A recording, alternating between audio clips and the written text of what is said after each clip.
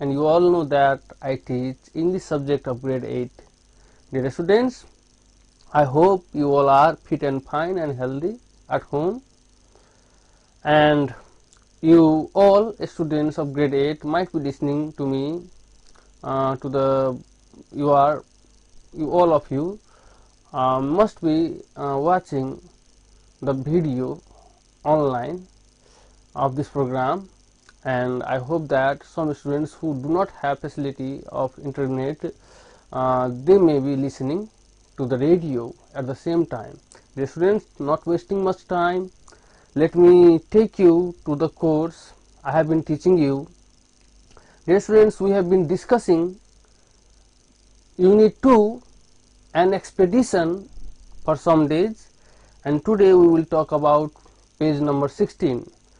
In page number 15, there were two exercises I gave you yesterday as homeworks.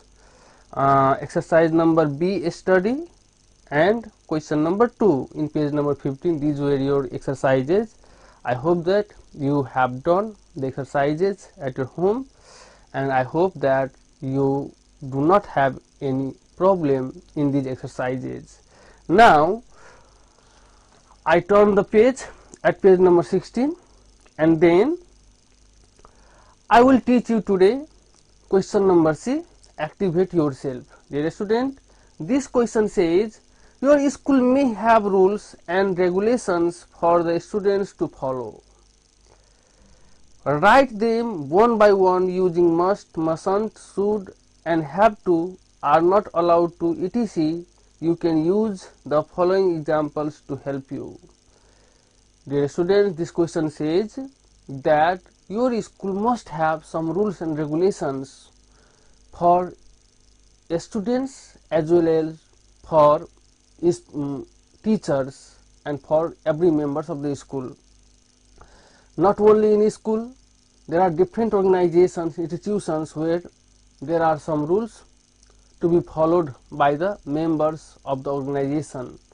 For example, there are some rules to be followed in the hospital. There are some rules to be followed in the public offices. There are some rules to be followed in different places like zoo, like other places, post office, etc. Different organizations, different institutions are there where we should follow some set of rules.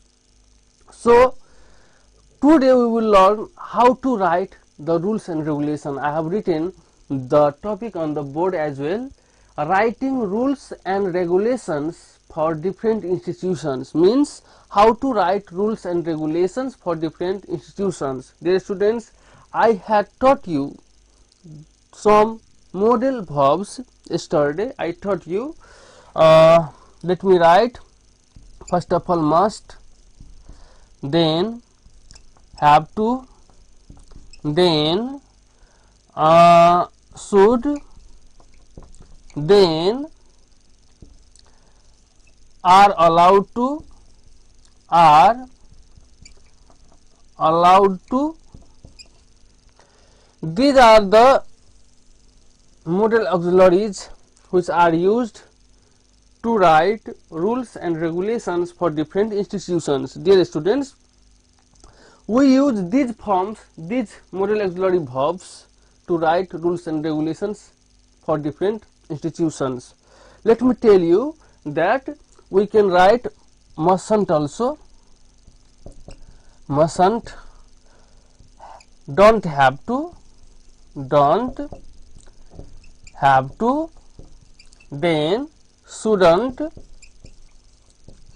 shouldn't, then are not allowed to. Must negative is mustn't, have to negative is don't have to, should negative is shouldn't, and are allowed to, its negative is are not allowed to, are not allowed to.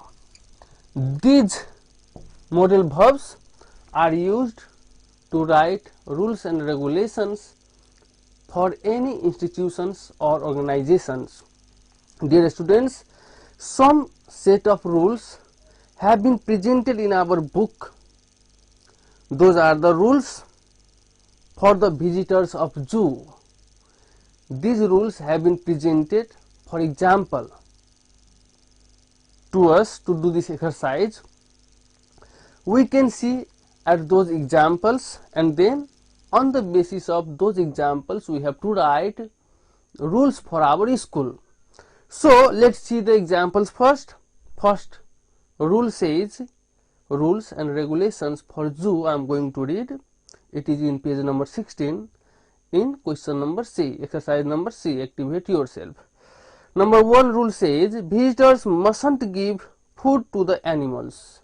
This rule says that visitors should not give, or visitors are prohibited to give any kind of food to the animals.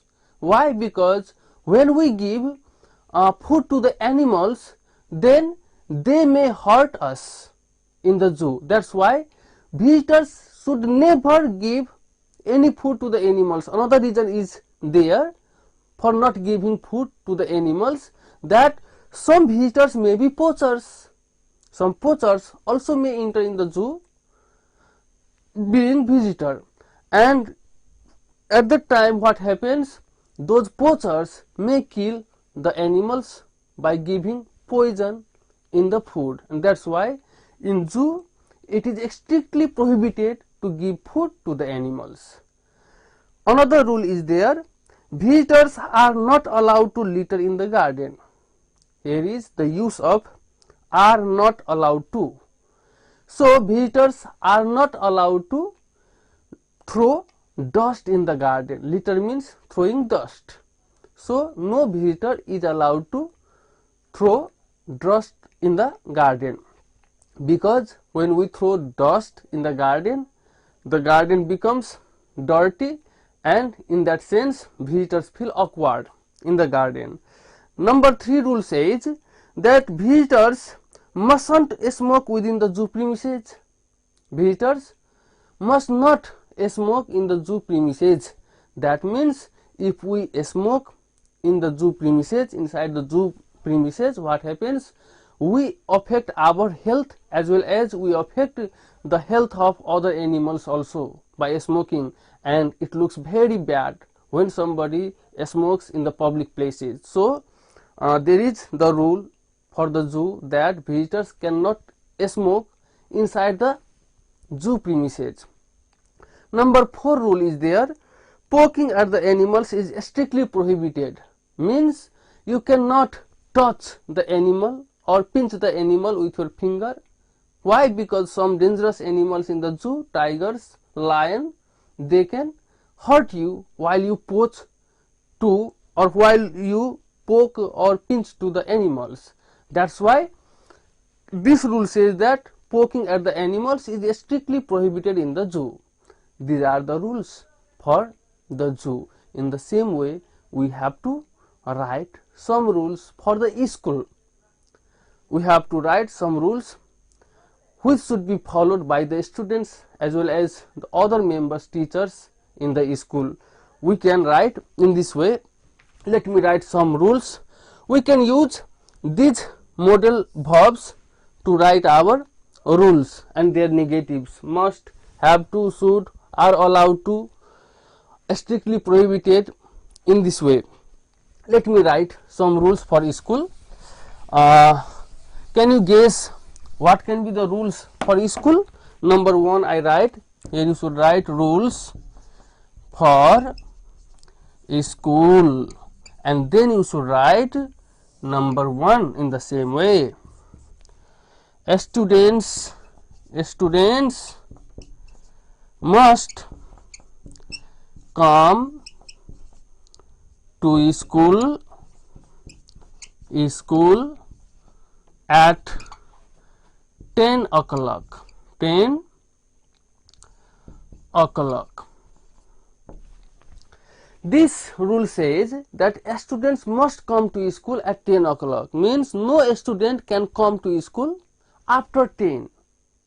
Dear student, am I clear to you? I think that I am very clear to you. The first rule of the school should be that all students and teachers must come to school at 10 o'clock. or before 10 o'clock. Then another rule can be students are not allowed to miss the assembly. In this way, we have written two rules for the school. In the third rule, we can repeat the same rule, that students are not allowed to litter in the garden or litter in the playground or in the classrooms. Another rule we can write, that students must do their homeworks on time. Another rule we can write, that students should not fight in the classroom. Students should be disciplined in the classroom. These things we can write in the rules. There can be 6, 7, 8, 9, 10 rules of school as well. Dear students, I hope that now you will be able to write some rules for school. One more rule I am going to write. Number 3, students are strictly prohibited to pluck flowers from the garden.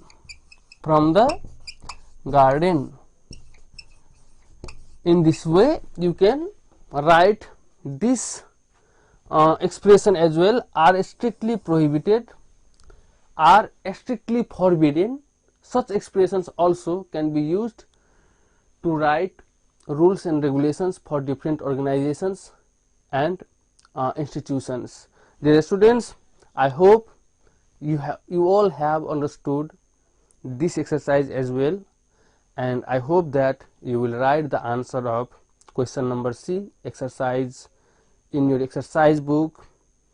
You will write some rules, at least 6 rules for school using must, have to, should, are allowed to, etc. And I should inform you that writing 6 rules can be asked in the examination of grade 10 as well, grade 8 and grade 10, and SEE also. There is a question, generally there comes a question to write rules for different organizations, and that consists 6 mark. We should write 6 rules there. So try to understand and try to memorize, try to understand very clearly how to write rules and regulations for different institutions and organizations. Dear student, now we have another exercise. Let's move to another exercise, that is speaking. In a speaking exercise, the question is a number, engage yourself. The question says, if you want to visit a new place, you need to take a map with you.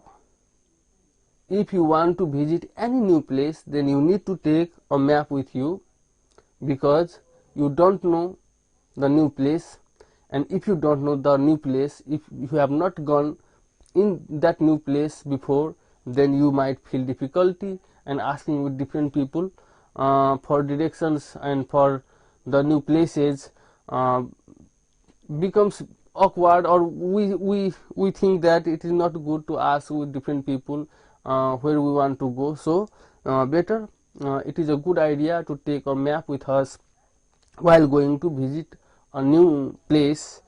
So it helps you to follow the right path. If you have map, you don't have to ask with different people, and that map helps you to take the right path in the place where you are going.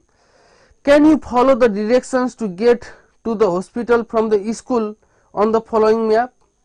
Below in the same exercise there is a map given, and we have to find out the directions to get to the hospital from the school. We have to get to the hospital, we have to go to the hospital from school.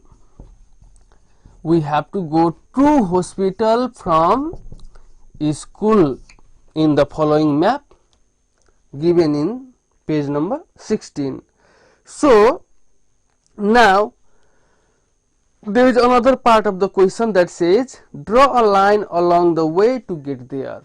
We have to take a pencil and then we have to draw a line along the way where we have to go. That means from hospital to school, the way that goes, we have to draw a line along that way, along that road.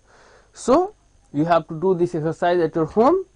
I will tell you in short. A person, a boy, is standing in front of the school and now he has to go to the hospital. So you can say in this way that the boy has to move along the road until he reaches to a choke. That choke, at that choke there meets three ways.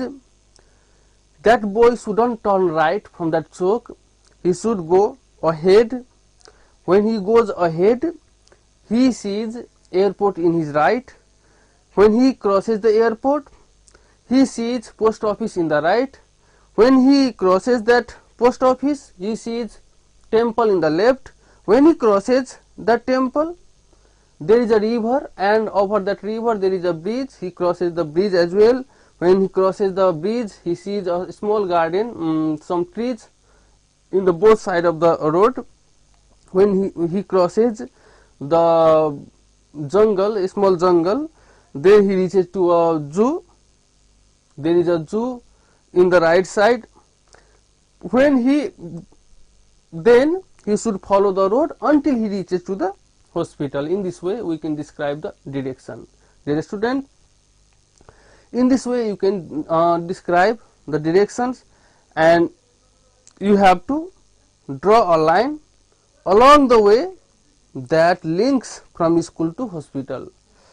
Dear student, I hope you have understood this exercise as well. Now I will take you to page number 17, exercise number B, that says study. There is number 1. That number 1 exercise says read the following dialogue carefully. We have to read that dialogue carefully. There are two characters in the dialogue. One is tourist, another is Ram. First of all, tourist says, "Good morning, I am Robert Smith from England." Ram says, "Good morning, I am Ram Basneth, a local of this city. How can I help you, sir?" Again tourist says, "Could you please tell me the name of a good hotel where I can stay?" Ram says, "You can stay here in the hotels like Annapurna and Yak and Yeti." Again tourist says, "Where is the hotel Annapurna exactly? Will you please show me the way?" Ram says, "Oh sure. Turn right and follow the road until you see the hotel on your left." Tourist says, "All right. Do I need to take a taxi?" Ram says, "No, you don't. It is just a 5-minute walk from here." Tourist says, "Thank you." Ram says, "It's my pleasure." Dear students, this kind of dialogue takes place especially in the case of new people who come to a new place to visit. Here also in this dialogue, a person, Robert Smith, has come from England and he has come to visit Nepal. He is somewhere, I think in Pokhara or somewhere in any place. So he is new to that place and he is looking for a hotel, good hotel. Ram Basneth, the local of that city, helps that tourist to get to Annapurna hotel in that particular place. There are so many hotels like Annapurna, Yak and Yeti, etc. Among them, tourist asks the way to Annapurna hotel. Ram Basneth says that yes, you can go to Annapurna hotel. If you move ahead from here, you should go until, or you should follow the road until you see Annapurna Hotel in your right side. Then tourist says, Mr. Robert Smith says that, do I need to take a taxi? Ram Basnet says, no, you don't need to take a taxi, it is just 5-minute walk to reach there from here. Dear students, in this way, when we go to a new place, we can ask for directions to different places in that new place with somebody, or when somebody comes to our nation, we can also help them with the directions to different places. In this way, we can take benefit from this kind of dialogues. We can learn how to talk with new people for asking directions and responding to them. Dear students, work in pairs, be two friends at your home and do such kind of exercise in pairs so that you can be fluent in such kind of dialogues. Dear student, now there is exercise number 2 in page number 17, and that exercise says, now play the role of a tourist and a student. Now you have to play the role of a tourist and a student. You have to be two people at your home, and then one should follow the role of a tourist and another should follow the role of a student, and you have to complete the dialogue, filling the blanks spaces with the clues given in the table. Some clues have been given in the table, and in the next page, page number 18, there is an exercise in the form of dialogue. You have to fill correct clues from the box, from the table, in the correct spaces, blank spaces. Dear student, the options or clues are given in the table. First clue says, would you please tell me where I can stay here for a day? Second clue says, how can I get there? Third clue says, good morning. Fourth clue says, to take a rickshaw. Fifth clue says, welcome. And sixth clue says, it is my pleasure. Here this side, a dialogue have been given between tourist and Shabnam. Some parts of the dialogue have not been filled, or blank spaces have been given in different places in the dialogue, and you have to fill up that blank spaces with the help of the clues. To do such kind of exercise, filling appropriate clues in the dialogue, this kind of exercise are asked. This kind of exercises are asked in SEE also for 6 marks, and in 8th class also. So dear students, we have to do such exercises by reading the dialogue very seriously. We should read the dialogue very seriously first, and then we should read the clues given in the table, and then we should match the condition of the dialogue with the clues given in the table, and then we should decide that what clue should come in what place in the dialogue. And when we become able to decide such things, then we should put the correct clues in the correct places in the fill in the blanks. So our technician friend Mr. Jay Kumar Thakur and another technician friend, they are providing me signal. They have just given me signal that I must say goodbye from this class today. Dear students, I hope that you have understood what I have taught you. If you have not understood, dear students, I tell you to contact me on the phone number 041 590097 and 98078151112. Dear student, I want to give you some homework today as well. Homework for tomorrow, dear student, you should complete this dialogue. Page number 17, question number 2. Do question number 2, page 17 in your exercise book tomorrow. And if you are not able to match the clues with the blank spaces of the dialogue, then you can take my help tomorrow. I will be solving your problems tomorrow, dear students. So I hope that you will be healthy, happy at your home. Do the homework and listen to us every day. Help us by listening. We will help you by teaching you, dear students. Telling this much, I would like to stop this program here now. Thank you. Goodbye. Take care. Be healthy, happy, and be safe from this COVID-19. Thank you. Bye bye.